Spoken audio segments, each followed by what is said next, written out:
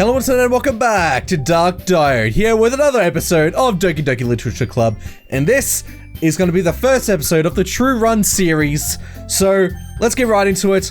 I've gotten up to the point where, you know, you're doing your first poem. So the way I'm going to do this is, I know you need to get the CGs of all three girls, so I'm going to be doing Sayori's run first, then I'm going to be doing Natsuki's, and then I'm going to be doing Yuri's. So, to do this, of course, we need to make sure we appeal to Sayori. So, I've got a guide on my left monitor over here.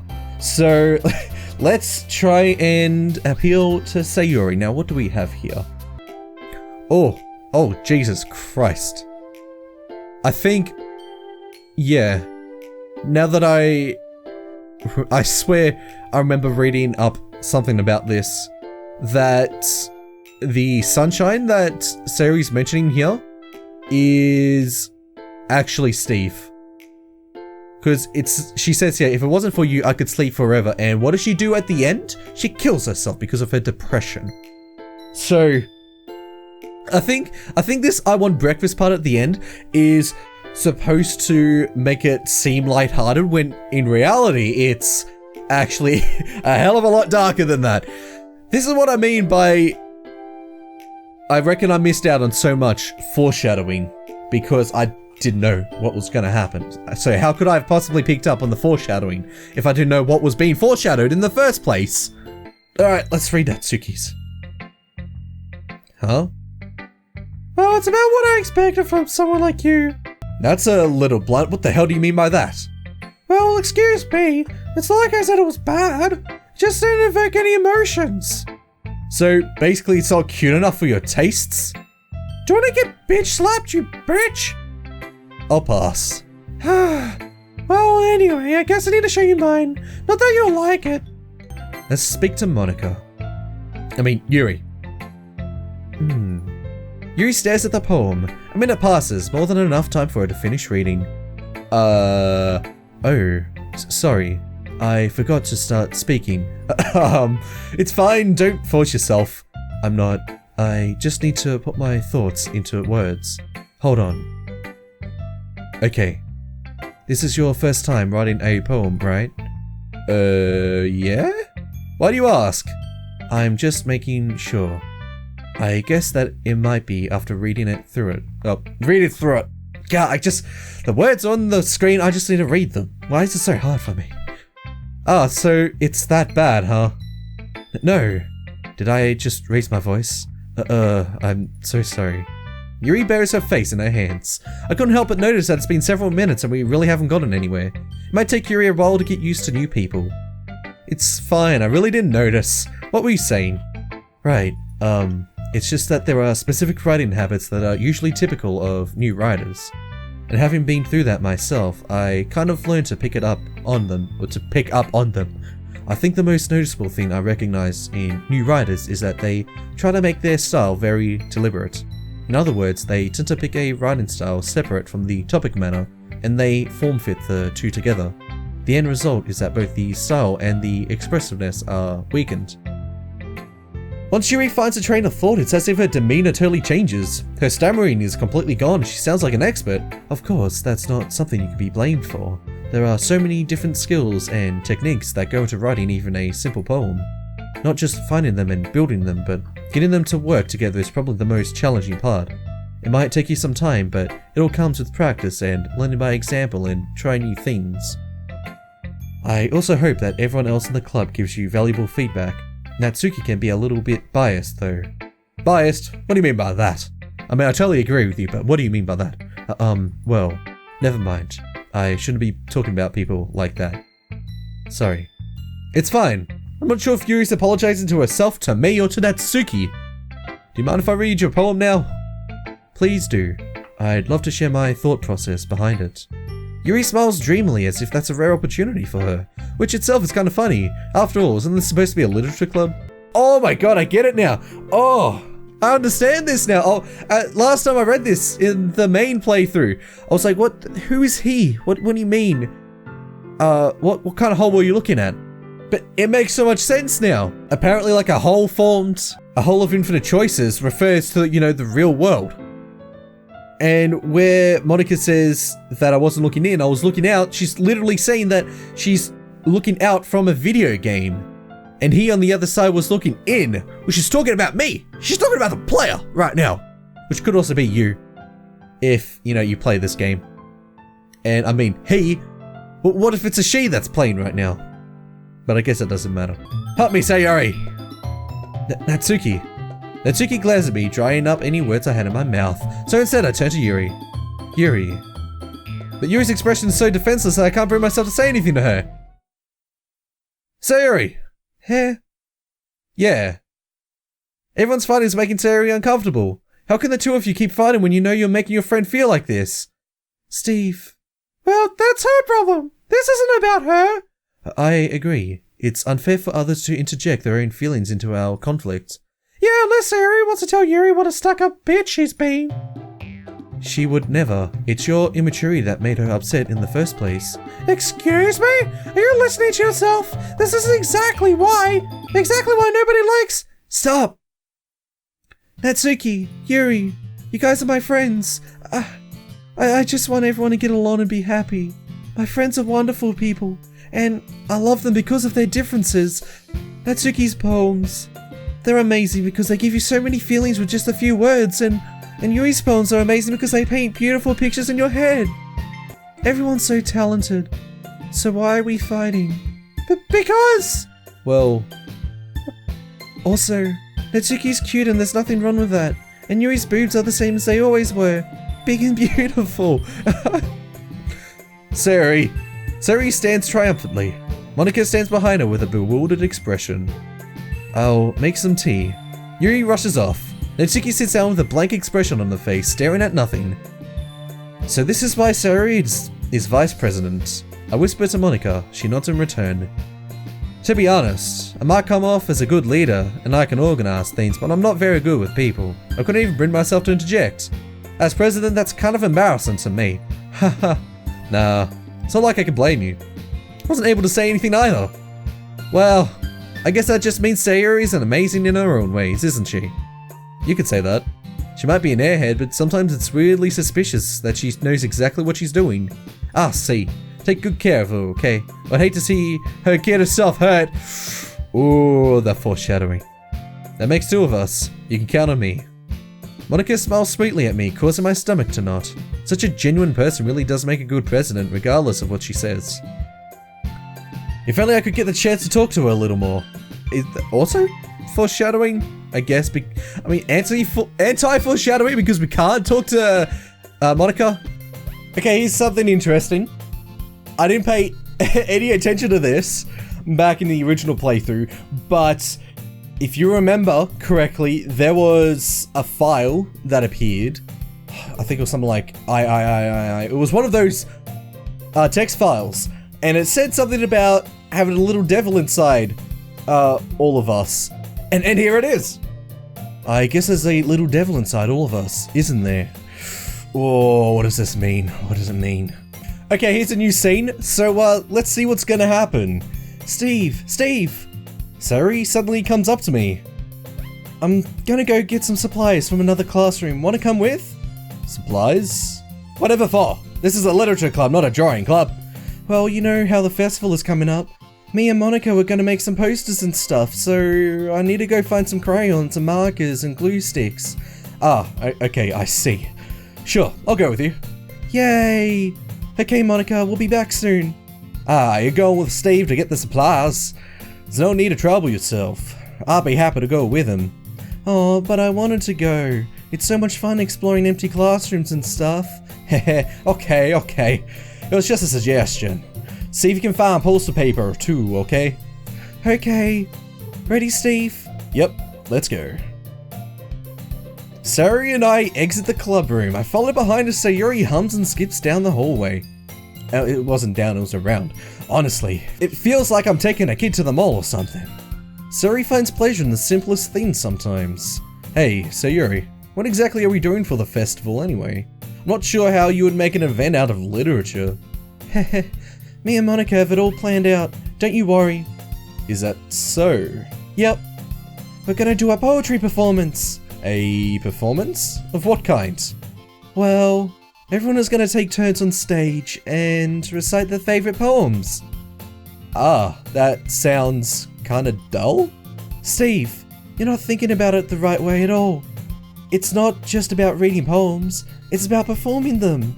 Like, you say the lines of the poem like, "Between my feet, the last remaining flower beckons to me. I twist the stem, freeing it from its clinging roots, caressing the final joyous moment between my fingers.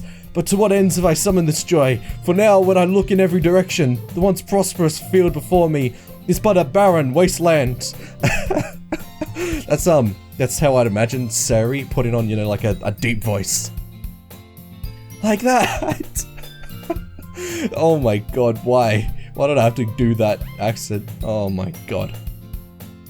Sayori, how exactly do I put this? I'm sure it's just me, but it's impossible for me to take you seriously when you talk like that. Okay, maybe it was in character then. Maybe I'm just a god at voice acting. You meanie. I'm working super hard on this, you know. I know. I just meant that it's a pretty unordinary contrast to your cute self. Haha, don't say that, it's embarrassing. But I guess that means I'm doing a good job. Yeah, I guess so. I'm so excited! The festival is gonna be so much fun! Sayori spins herself around in the hallway again. Hey, Steve, this classroom over here is empty. Let's begin the mission. The mission, eh? It's been a long time since I've spent time with Sayori like this. But in the end, she hasn't changed one bit.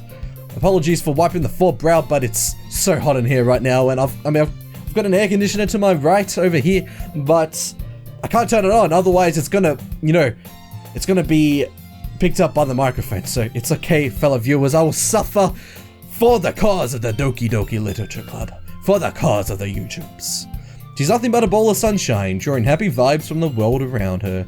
It's a pretty nostalgic feeling for me. As years went by, I began to hole myself up in my room more and more. So going adventuring with Sayori brings about a special sort of feeling I forgot I had in me. The two of us enter the classroom. Sayori heads straight to the closet and I follow. Let's see what we have in here. Crayons! Sayori pulls a box full of crayons off the shelf. They're the best brand too! They're kinda dirty though. Sayori starts pulling various crayons out of the box, reading the color names. Alright, that's one down. Don't get distracted, we still need to find... Wait, I'm looking for my favorite color. Fine, okay, whatever, just find your favorite color already. And at least move aside so I can look for the poster paper. Oh, I dropped one by accident. Smack! Yeah! Sayori bends over and smacks her forehead right into the shelf. She falls to the floor and the crayons spill all over her lap. Ow, ow, ow, ow. You okay? My forehead! Sayori clutches her forehead. Gee, Sayori. It's just like you, isn't it? Come on, let me see. Since Sayori's sitting on the floor, I grab her by the waist and pull her out of the closet. I have to move your hand, Sayori. But it hurts. Just do it for a second, okay? Oh, I remember this in the credits! Yeah, okay, so this must be one of them. Sayori slowly releases her hand from her forehead. I gently brush her bangs to the side. Ow. Sorry. There's a huge red mark on the center of her forehead. A bump is starting to form as well. Man, that's gonna swell up. I should find you some ice. Steve, where would I even find ice around this time? I guess a cold drink would do. You don't have to. I'm fine with looking like a unicorn. Even wincing from the pain, Sayori makes a silly joke. What are you saying? I'll be right back, okay? Okay. I pat Sayori on the shoulder and run out into the hallway. There's no music as well, and you know what this means.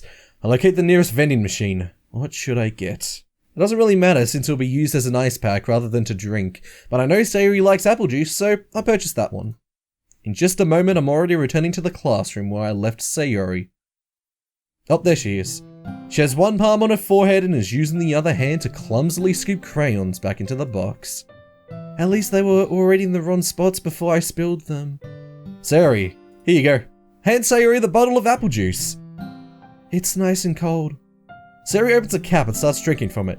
No, you gotta leave that on there. You can't just start drinking from it, otherwise it's not gonna be cold.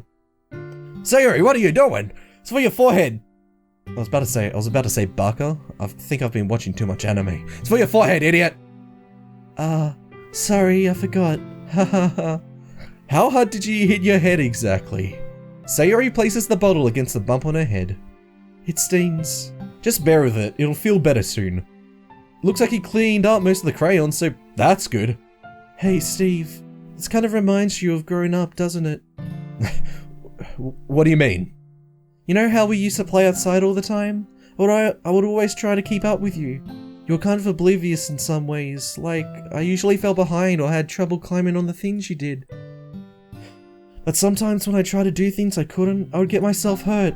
I'd fall and scrape myself or get a bump, and I would start crying really hard. And you would rush over as quick as you could. You would try really hard to get me to stop crying. It was almost like you blamed yourself and were afraid of getting in trouble if someone found out. Even though it wasn't really your fault at all, you know? Did I really do that? I mean, it was a couple of years ago. It was in our childhood, like, jeez, why do you remember that? Yeah, don't you remember? Come to think of it, maybe I do remember a little bit. I guess I was always so focused on my games that I didn't pay enough attention to you. So in a way, it was my fault. Kinda like this time too. If I wasn't rushing you out of the closet, you probably wouldn't have hit your head. Steve, I don't think you realize it, but you're always thinking about other people. Even after all these years, you're rushing to help me, even though I'm just being clumsy. You're really a sweetheart. Don't call me that! I don't really do all this kind of thing all the time. I guess when it comes to you, it just feels natural. Before I even know it, I'm treating you like that. I guess that's what happens when you've been friends for so long. Really? Maybe you're right. Steve, I'm so glad that nothing's changed between us. Do you think it'll be like this forever? Forever? If I'm honest to myself, there's no telling where we'll end up for college or after that. So it wouldn't be fair of me to make any promises, but... well, I hope so. It's been this long already, right? I can't imagine you ever changing, so my hopes are up. I'm so happy. Sayori has a whimsical expression in her eyes.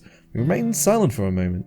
She's so silly and clumsy on the outside that when I see her deep in thought like this, it makes me not want to disturb her.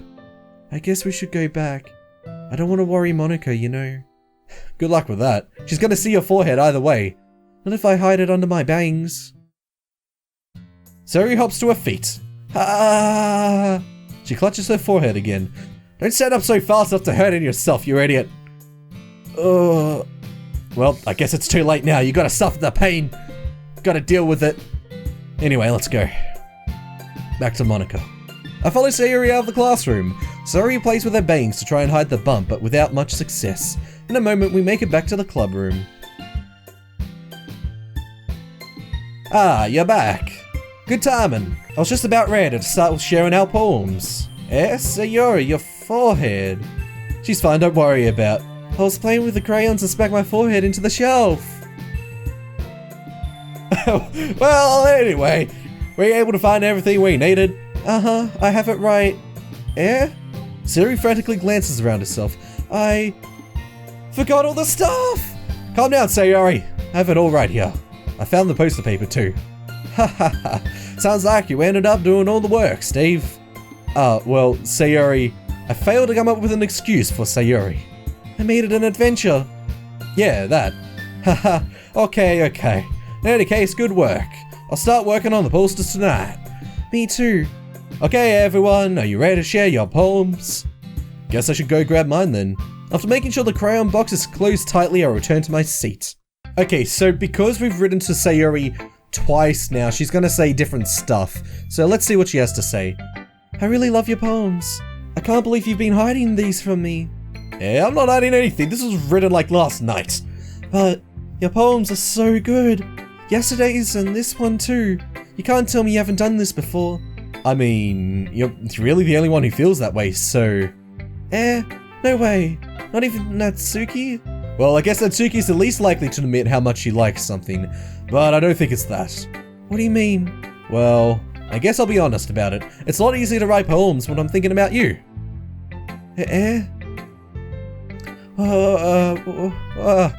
Stop thinking weird things, idiot.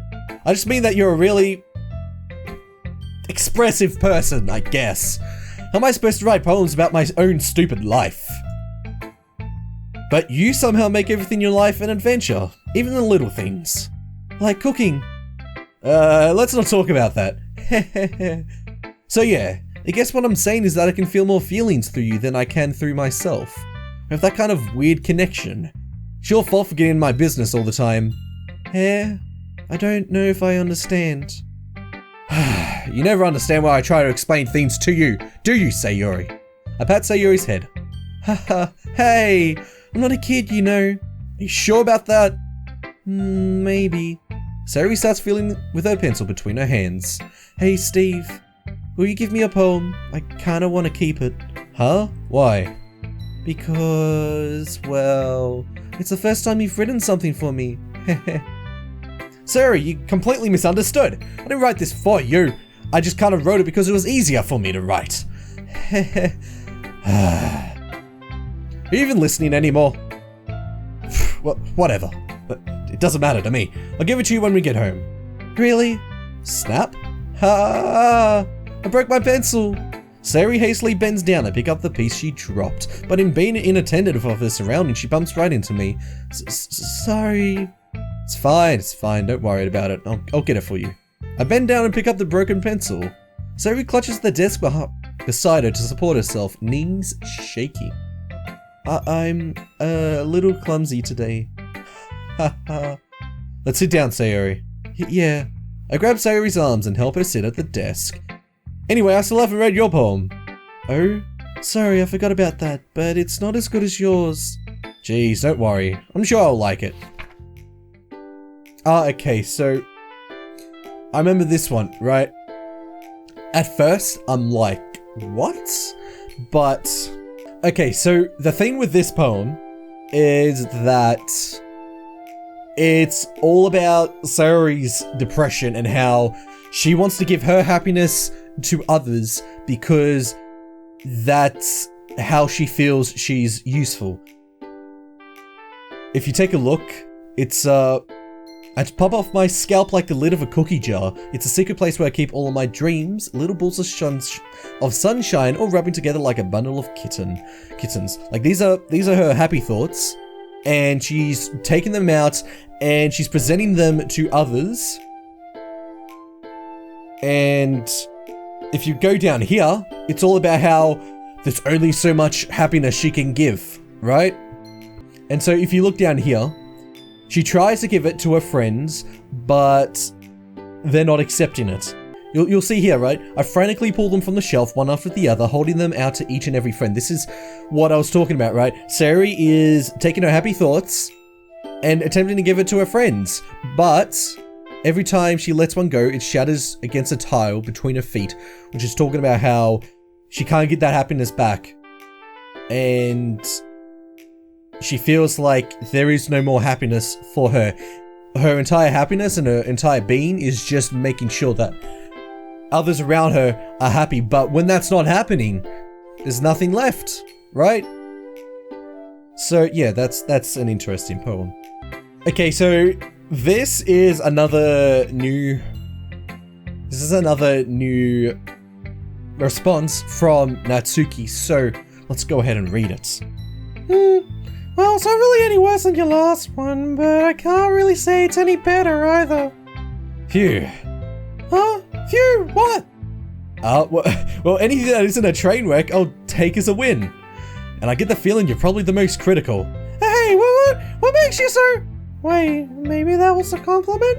Glad to see someone recognizes my experience. Well then, keep practicing and maybe you'll be as good as me someday. That's, something tells me Natsuki completely missed the point. Come to think of it, this kind of reminds me of Sayori's poem from yesterday. Yeah, you think so? Yeah, well, I guess if you've been friends with her for so long, you might be on the same wavelength. But you never really struck me as a type. Sayori as a type all of a sudden? Well, I don't know, but honestly, how can someone so, fluffy spend so much time with someone like you? It's like she's dragging around a dead weight. That was a little unnecessary. But think of it this way, if it weren't for me, she would probably just fly away like letting go of a balloon. You could say we take care of each other in our own ways. Whatever it is, I don't get it. Oh yeah, I guess I'm supposed to share my poem. Here. Okay, so we've already read this poem and there's not a hell of a lot that's foreshadowing. Unlike, you know, Sayori's poem, which is about her depression. So I'll skip ahead.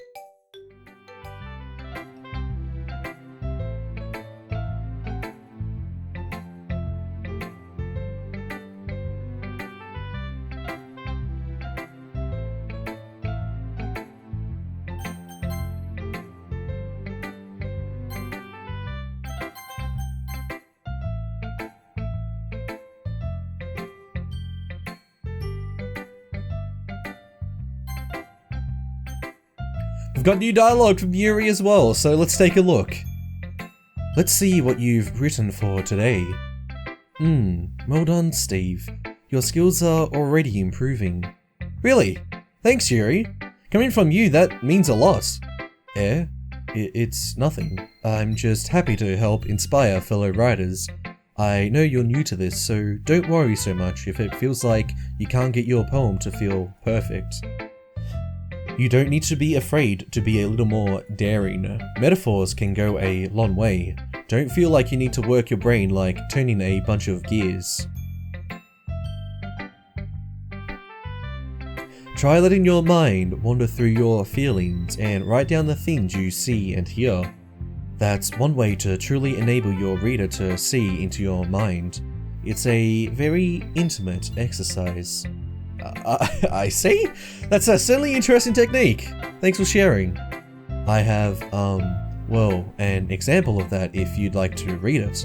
Of course. Is this the poem you wrote for today? Yuri nods and timidly hands her her poem.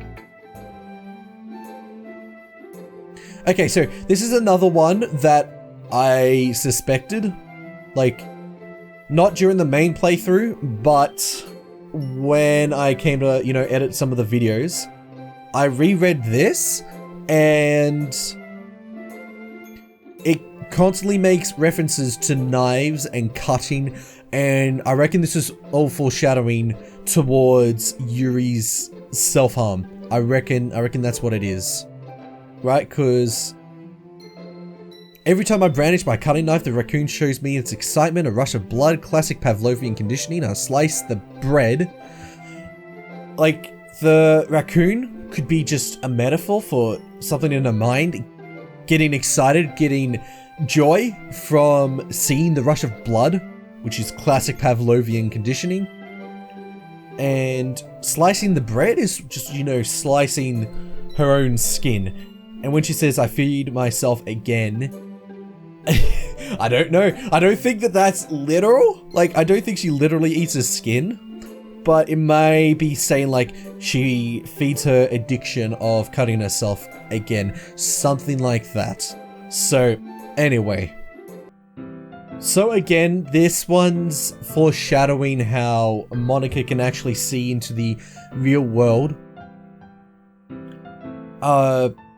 I'm not too sure on what the whole endless cacophony of meaningless noise is all about, but you can see here how she's talking about meaningless a lot, because at the end of the day, the poem, this game, which she's stuck in, she understands that it's a game.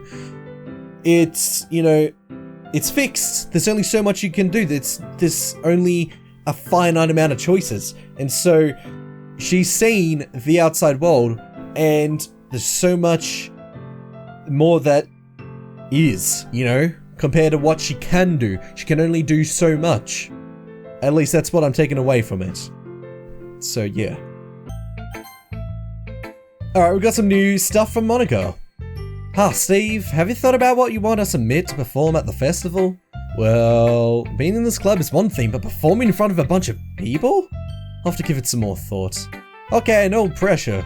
But whatever you do, I'm sure it'll turn out great. It would also make me happy to see. Anyway, let's take a look at today's poem. Sure. I let Monika take the poem I'm holding in my hands. It's kinda funny. How so? No, not the poem. I mean, it's funny how your poems and Sayori's poems have been getting more and more similar to each other every day. I'm surprised you're so in sync with her. Then again, you have been spending a lot of time together lately, haven't you?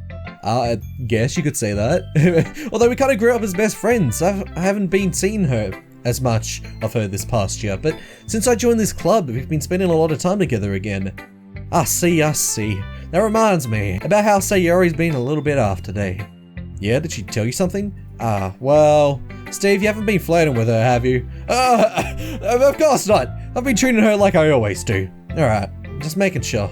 I know how much you care about her. It would be terrible if something bad happened to her, so keep an eye on her. What do you mean by that, Monika? What do you mean something bad happens? Oh, Monika, the foreshadowing. Sarah's been acting so much happier ever since you joined the club. What could have happened all of a sudden? But Monika, you know exactly what happened. Well, never mind. This really isn't the time to be talking about this. Anyway, I'll share my poem with you now, alright? Alright.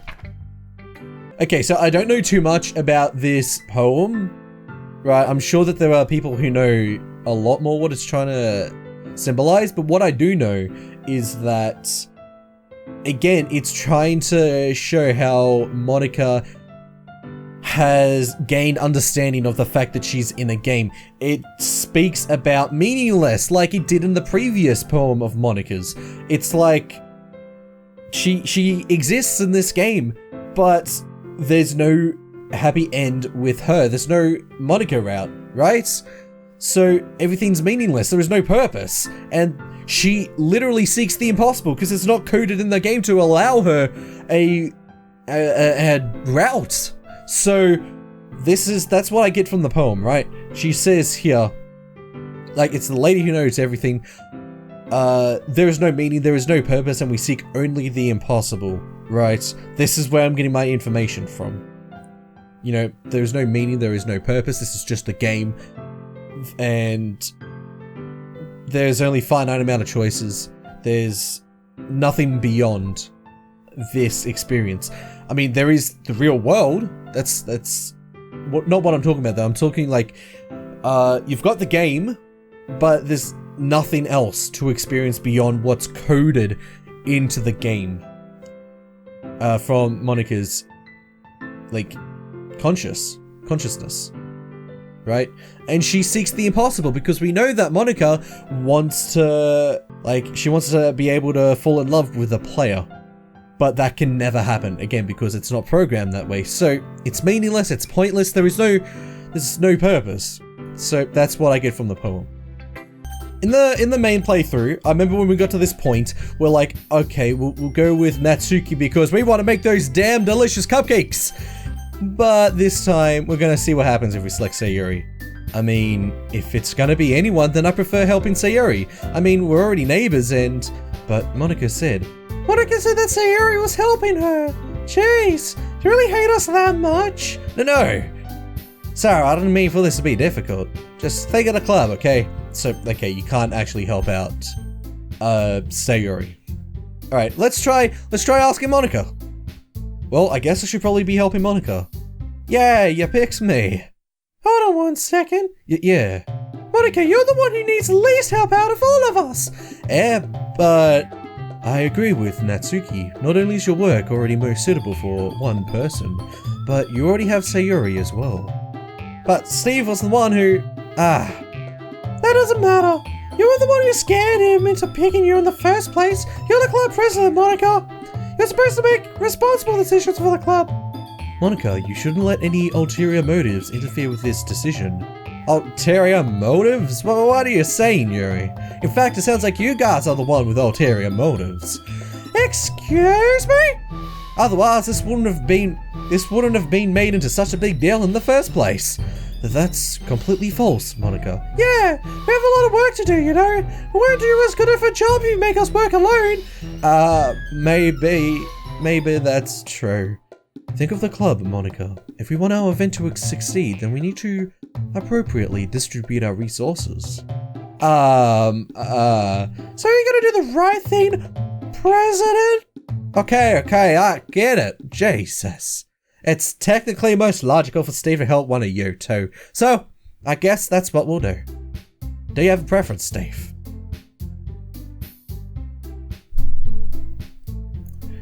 Okay, so what I'm gonna do, right, is I've already seen what happens when you invite Natsuki over, and because this is the Sayori route, I'm just gonna continue with Natsuki, and then when we do the Natsuki route, which is next after we complete this, I'll select Yuri at this part. So yeah, I'll skip ahead to where anything's different because I've got a lot of clicking ahead of me. This is the point in which we need to select I love you because we need to get that final CG of Sayori and Steve. I was gonna say the protagonist, but it's Steve, where they hug. So I'll just save the game real quick because why not? And I love you. I love you. Yeah. Those are my true feelings. So there's no way you could like me more than I like you. I should have realized it sooner.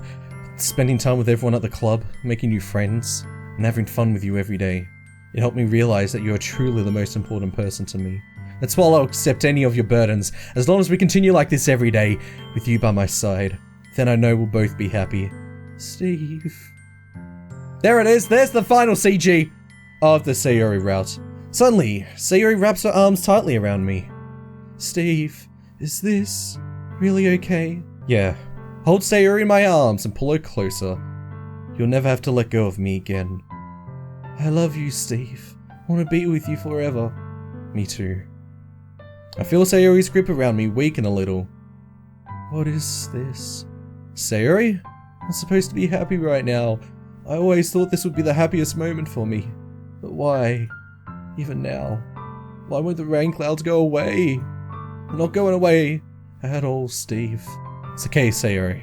It might take some time for things to get better again, but no matter how long it takes, I'll be there every step of the way. That's all that matters right now. Okay. I trust you. Sayori and I slowly release each other. So, guess that makes the festival tomorrow our first date, huh? What are you saying? I don't want to think about those things, you know. I want everything to be the same as it always has been, even if we really are a couple. I don't know if I could handle anything more right now. It's really new and scary to me. I understand. We'll go whatever pace suits you best. Hey, Steve. Sayori gazes at me once more, smiling sadly. Even if I get really, really sad, this is the best thing for me, right? Eh? I don't really understand what Sayori means by that. Are you saying that this is making you feel sad, Sayori? I don't know. I don't understand what I'm feeling. I felt like a bunch of thorns when you told me you love me. That's why I want to trust you. You know what's best for me. Yeah, I do. That's my promise. I say that, but in reality, I've never felt more uncertain when it comes to Sayori. I know that I love her and she loves me, but I'm having as much trouble understanding Sayori's feelings as she is. Even though I can comfort her, I keep wondering if I should be doing something more or something different. I know these thoughts will continue to plague me until things are back to the way they were. Is that what Sayori meant by not wanting anything to change? I don't know. But I know that I'll give it everything I've got. Sayori is the most important person to me, and I'll do whatever it takes to have a happy future with her. And it's at this point where, if I continue going on, I will eventually reach the suicide scene from Sayori, and the game will get corrupted, and so I need to save Scum right now to go on to the next route, to get all the CGs, because the way that the game handles it is that so long as you do it in one playthrough, I guess, so long as you don't reach Act 2, right? If I kept going right now, I will reach Act 2, and if I reach Act 2, I'd have to completely restart over. I'd have to reset the game and all of that stuff. So instead, what we're gonna do is, we've got the 3 CGs, I'm gonna save, and that's it for the Sayori route. So I'm going to go back to the original, like to the very start of the poems, and this is where I'm going to begin Yuri's route. Well, not here, because this is where I'm going to end the episode. Thanks so much for watching, and if you enjoyed the episode, make sure to slap the like button and leave a comment down below. If you're enjoying the series so far and want to stick around to see what the true end is going to be, make sure to subscribe to this app today with all my latest content. And as always, I'll see you all in the next video.